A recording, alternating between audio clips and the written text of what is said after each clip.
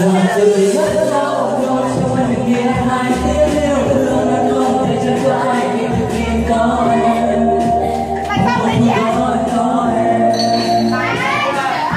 Đừng có sao đây nhưng một lần chưa qua đã rất xa thật nhiều anh nhau chuyện ta không còn em nữa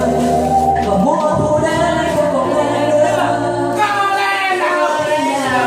em muốn quên đi nào có lẽ nào em quên mùa thu đến có lẽ nào mùa thu chẳng có anh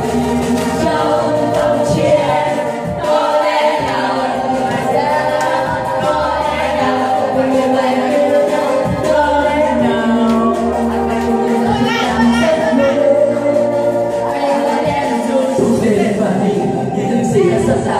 em đến chẳng có thể mở đi từng một buồn buồn nặng đời buồn vừa tổn hại có lẽ chưa bao giờ anh biết rằng em để đôi chân thua bao ngọt ngào và niềm vô cảm có ai có những đôi hẹn trong con tim em từng một mảnh đỏ đến lúc nào có thể lại được gặp em một lần nữa là khi đó anh gặp em vừa bước lại hoa sữa anh yêu em thật nồng nàn nhưng một điểm đấy đã vẫn thở yêu một người có lẽ đã học rất nhiều điều thì anh làm em vẫn còn rất còn nhiều nhiều nên phải hoàn từ nhau nhận không thể lần những yêu thương trôi qua trong hai nói thật nhiều không lý do nào đã khiến em cùng người đó gặp mặt với buồn yêu em cứ hy vọng như đang được sống bên trên trăng không còn nơi ấm đủ môi bầu vai em thường trải qua cảm xúc không như trên nào không tới bên em anh đã không cứ để